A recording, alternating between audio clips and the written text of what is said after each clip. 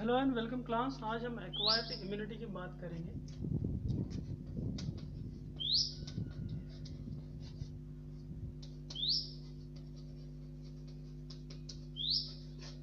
Acquired immunity की अगर बात करें तो हम इसे स्पेसिफिक इम्यूनिटी कहते हैं, अडेप्टिव इम्यूनिटी कहते हैं। भाई हम इसे अडेप्टिव और स्पेसिफिक इम्यूनिटी क्यों कहते हैं? एक बार इन्फेक्शन होने के बाद ये अडॉप्ट कर लेता है अपने आप को। ये जो इम्यून सिस्टम है ये वर्क करता है during by the adaptation. For example एक पर्सन को मैलस हुआ, वन टाइम मैलस होगा लेकिन अगेन लाइफ में कभी मैलस नहीं होगा, क्योंकि जो इम्यून सिस्टम है वो अडॉप्ट हो जाता है, उसके खिलाफ में एंटीबॉडीज तैयार हो जाते हैं। तो लेट्स ओके, एक्वायर्ड इम्यूनिटी इसे हम स्पेसिफिक इम्यूनिटी कहते हैं।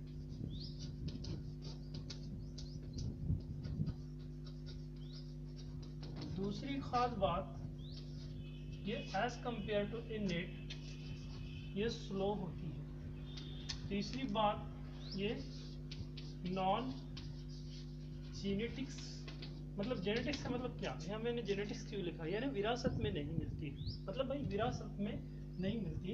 अगर एक्वायर्ड इम्यूनिटी की बात करें तो ये एक्वायर्ड इम्यूनिटी जो है भाई वो दो हिस्सों में डिवाइड है भाई।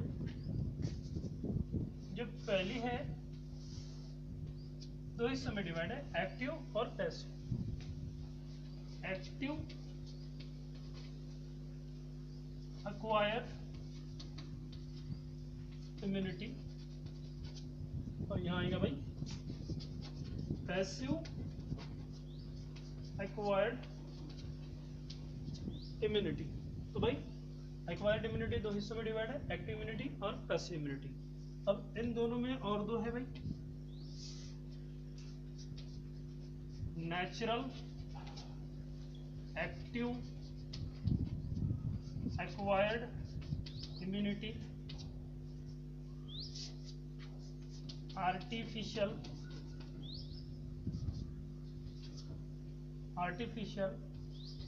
Acquired immunity. पैसिव में भी दो है, एक है नेचुरल और दूसरा है भाई आर्टिफिशियल। ठीक है, ये आ गया समझ में? एक्वायर्ड इम्यूनिटी में active acquired, passive acquired. Active में नेचुरल और आर्टिफिशियल, पैसिव में भी नेचुरल और आर्टिफिशियल। सबसे पहले देखते भाई नेचुरल एक्टिव इम्यूनिटी क्या होती है।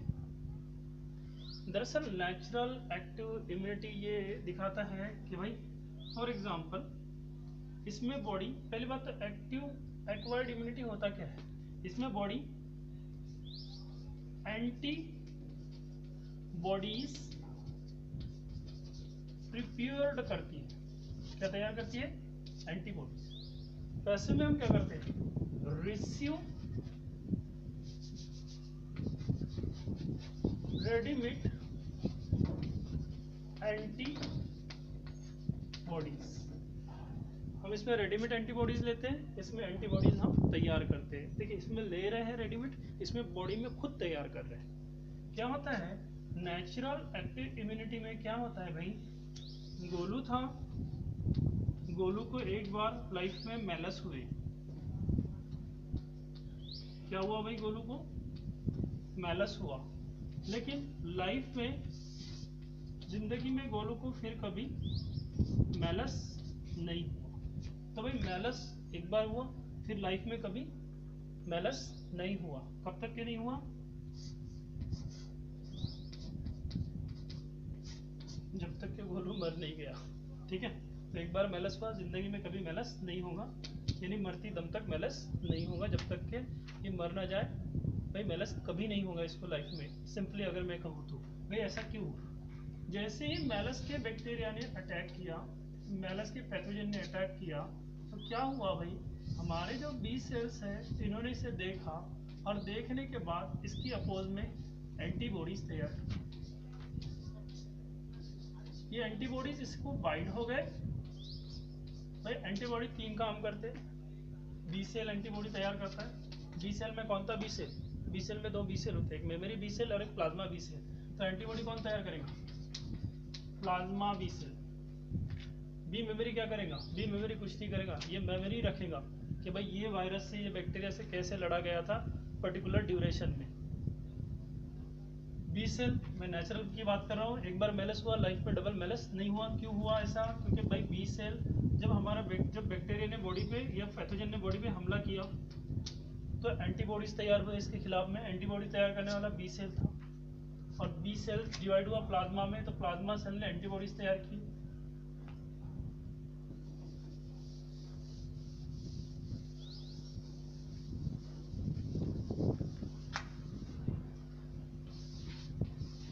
B cell, plasma, D cell, memory, B cell. आ गए तो प्लाज्मा बी सेल एंटीबॉडीज तैयार करेगा, ये एंटीबॉडीज इसको बाइंड हो जाएंगे। ये तीन काम करेंगे, एक तो ऑप्सोनाइजेशन मतलब चिलेट बना देंगे, दूसरा इसकी जो मूवमेंट्स है इसको स्टॉप कर देंगे, तीसरी बात जो है ये फाइगोसाइटिक को हाईलाइट करवाएंगे। फाइगोसाइटिक सेल जो है जो इसको ईट कर सकते हैं। सेलुलर बैरियर में हमने देखा कि फाइगोसाइटिक सेल जो सेल्स होते हैं जो ईट करते हैं। भाई ये प्लाज्मा सेल्स की लाइफ छोटी होती है, लेकिन बी मेमोरी सेल काफ़ी लॉन्ग टाइम तक के रहता है। जैसे कि भाई गोलू को एक बार मेलस हुआ था,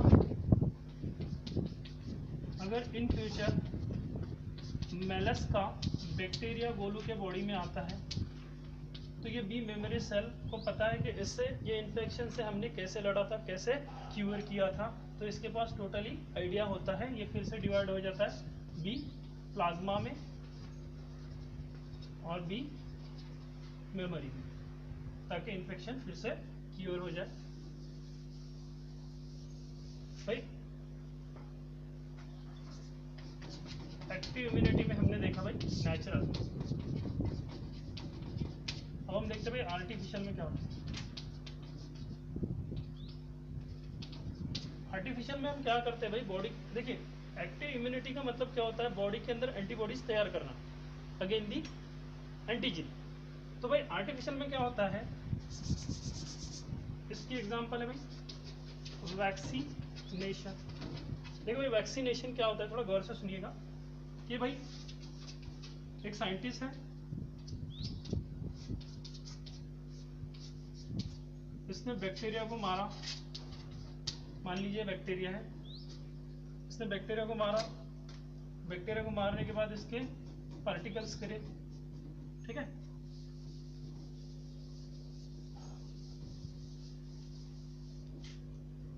आर्टिफिशियल एक्टिव इम्यूनिटी की बात हो रही है। बैक्टीरिया को मारा, बैक्टीरिया को मारने के बाद इसका डीएनए रिमूव कर दिया और जो पार्टिकल्स थे उसको एक इंजेक्शन में भर लिया।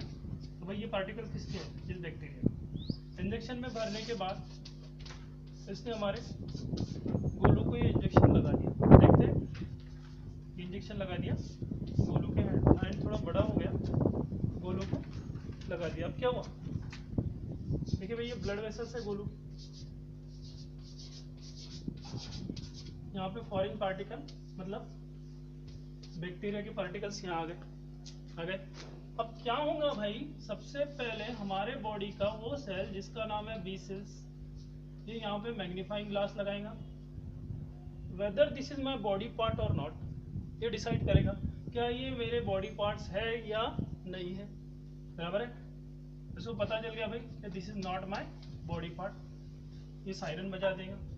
सायरन बजाने के बाद क्या होगा, ये डिवाइड हो जाएगा बी प्लाज्मा सेल में और बी मेमोरी सेल में। ख्याल में रखिए ये डिवाइड किसमें हुआ, बी प्लाज्मा सेल और बी मेमोरी में। कौन डिवाइड हुआ भाई, बी सेल, किसमें, बी प्लाज्मा और बी मेमोरी सेल। तो क्या हुआ भाई, प्लाज्मा सेल बनाएगा एंटीबॉडी। जनरली हमारी बॉडी 5 तरह के एंटीबॉडीज तैयार करती है भाई, IgG, IgE, IgD, IgA, IgM. ये 5 तरह के एंटीबॉडी हमारा बी प्लाज्मा सेल तैयार करता है। ये एंटीबॉडीज के साथ बाइंड हो जाएंगे। एंटीबॉडीज का ये वाला पार्ट जिसको हम पैराटोप बोलते हैं, और एंटीजन का ये वाला पार्ट जहाँ पे बाइंड हुआ उसको एपिटोप बोलते हैं। ये बाइंडिंग हुआ एंटीबॉडीज, एंटीजन के साथ बाइंड हो गए, बाइंड हो गए भाई। अब यहाँ पे आया मैक्रोफाज और इसने इसको इनगल्फ कर लिया, यानी मोनोसाइट्स, लिम्फोसाइट्स, सेलुलर बैरियर यहाँ पे काम कर रहा है, दोनों इम्यून सिस्टम मिलके काम कर रहे हैं। देखिए क्या हुआ, साइंटिस्ट ने बैक्टीरिया को ब्रेक किया, डीएनए फेंक दिया, बैक्टीरिया बोलिए वायरस बोलिए, फॉरेन पार्टिकल को ब्रेक किया, उसके पार्टिकल लिए इंजेक्शन में भरे और इन्वेद करवा दिए बॉडी के अंदर। यहाँ पे इम्यून रिस्पॉन्स मिला। पहले बी सेल आया, उसने चेक किया this is not my body parts, वो डिवाइड हुआ, बी प्लाज्मा और बी मेमोरी सेल में। प्लाज्मा सेल ने क्या बनाया, एंटीबॉडीज। एंटीबॉडीज क्या करते हैं, एंटीजन के साथ रिएक्ट कर लेते हैं, ठीक है। अब क्या होगा, ये तो डेड वायरस था। इन फ्यूचर अगर कोई बैक्टीरिया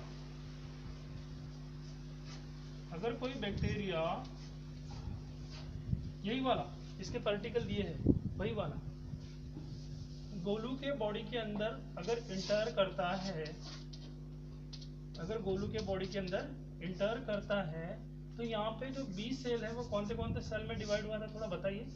एक था प्लाज्मा और एक था मेमोरी सेल, और मेमोरी सेल की लाइफ लगभग 8 से 20 साल के अंदर, बाद में फिर डिवाइड। तो बी सेल का जो मेमोरी सेल्स है ये फट से यहीं आ जाएगा और ये देखेगा कि भाई ये जो बैक्टीरिया है, ये जो बैक्टीरिया इन्वेद हुआ है, मेरे पास पूरा इसका बायोडाटा है ना भाई। पिछले बार इन्फेक्शन क्योर हुआ था ना, मेरे पास पूरा इसका बायोडाटा है, यानी भी मेमोरी सेल के पास पूरी जानकारी होती है, पूरा नॉलेज होता है कि ये वाले बैक्टीरिया का, बैक्टीरिया देखिए बैक्टीरिया नहीं, बैक्टीरिया के टुकड़े डाले थे, यही बैक्टीरिया था, इसके पार्टिकल हमने ब्रेक करके डाले थे, साइंटिस्ट ने इसके पार्टिकल ब्रेक करके बॉडी में इन्वेद किया था। तो क्या हुआ, ये जो पार्टिकल्स थे इसके बॉडी के, इसके खिलाफ में एंटीबॉडीज तैयार हुए और बी मेमोरी सेल भी तैयार हुआ। तो जैसे ही ये बैक्टीरिया एंटर करता है, लाइव बैक्टीरिया एंटर करता है, बी मेमोरी सेल को पता है कि मैंने इसके खिलाफ में एंटीबॉडीज कैसे बनाए थे। फिर से ये बी सेल डिवाइड हो जाएगा किसमें, प्लाज्मा सेल्स में और मेमोरी सेल्स में। और प्लाज्मा सेल्स क्या तैयार करेंगे, एंटीबॉडीज। फिर से मैक्रोफ आ जाएगा, उसको ईट कर ले। क्लियर?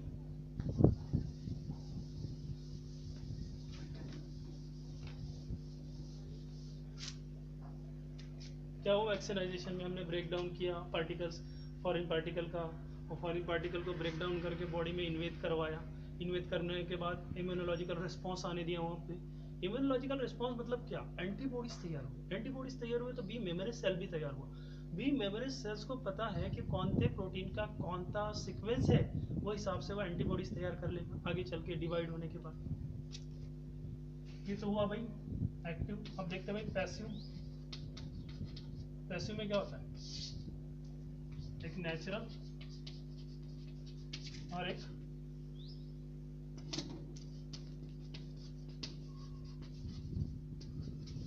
आर्टिफिशियल। नेचुरल में क्या होता है, जो एंटीबॉडी होते हैं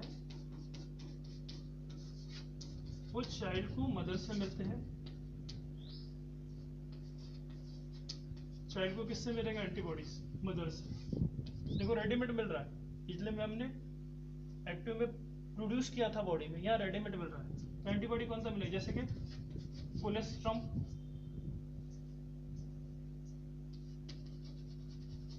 येलो मिल्क जिसके कहते हैं, प्रेग्नेंट वुमेन के डिलीवरी के बाद येलो मिल्क आता है, ये कंटेन करता है IgA, बच्चे के इम्यून सिस्टम को इंक्रीज करता है। दूसरा प्लासेंटा से बच्चे को मिलता है IgG। जैसे IgG के बहुत सारे टाइप हैं, IgG1, IgG2, IgG3, IgG4। इसमें से IgG2 जो है वो प्लासेंटा को क्रॉस नहीं कर सकते, बाकी सारे कर सकते हैं, ठीक है। तो ये रेडीमेड एंटीबॉडीज बच्चे को मिल रहा है, चाइल्ड को मिल रहा है, इन्फेंट को मिल रहा है, इसे कहते हैं हम पैसिव नेचुरल एक्वायर्ड इम्यूनिटी।